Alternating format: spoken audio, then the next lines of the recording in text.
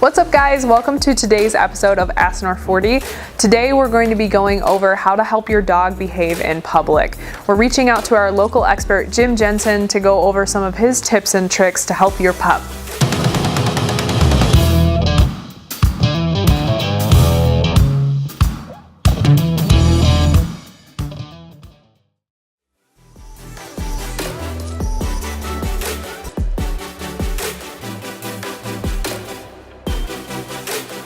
I'm Jim Jensen at North 40 Outfitters. I work in the gun and archery department.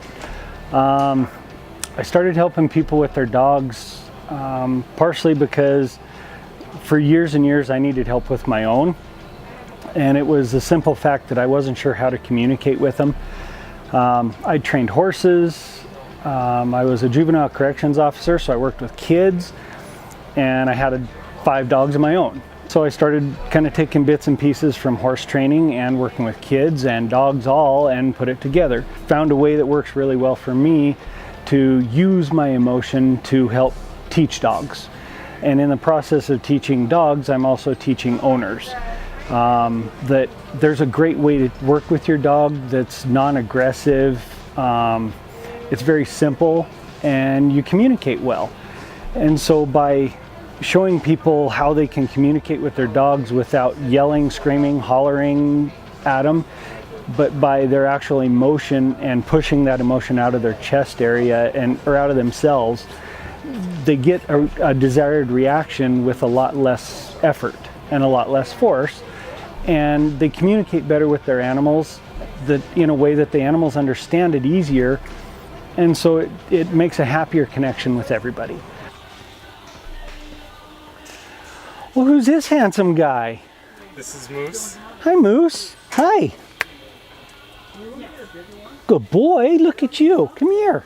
Well, come here and say hi. Yeah? Well, hello there. Oh, good boy. Good sit. Yeah, there's a good sit. Good boy.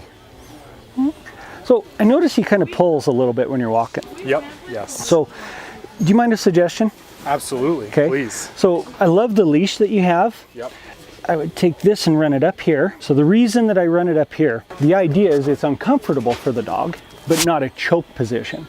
So we leave it, we just kind of suck it down to where it's not tight, to where it has room to relax and give, but it's uncomfortable, not choking. Choker chains, stuff like that, they slide down here, right around the throat and the larynx, so they choke. The other thing, may I? Absolutely. Okay, so the other thing I would do is I put the dog where I want him to be. So I want him to be shoulder to shoulder with me. So nice, relaxed. I relax my shoulders, I breathe, and then I look at where I want to go. I don't look at my dog, I don't talk to him, and I don't want to touch him. So I want to be able to walk away. Good boy. Good boy, Moose. Good boy. If you notice, I didn't call him to come with me. I just walked. Okay, my hands are by my side where I'm comfortable, I'm relaxed. It's supposed to be enjoyable to walk our dog, so we make it enjoyable. Okay, so then I just walk. So like I'm looking at you, making eye contact with you as I'm walking with your dog. And you notice I'm pinching with 2 fingertips. Okay, I'm not holding with a full hand. I'm very lightly touching and we're walking along great. He's staying right beside me. I should be able to slow down to a snail's crawl. And he matches pace with me, not me matching pace with him. Because his focus, his world, good boy, his world should be me, not mine him. And so I want to be able to look at what I'm doing around the store, be able to stand here like this and do what I need to do with my hands. And I should have a calm, relaxed puppy sitting with me, not dragging me down, not I'm reaching up here and there goes my arm because he's taken off. I should have calm and relaxed. So have you come on over with me. Make sure this is up nice and tight. So put your hand out like you're shaking hands, just like that.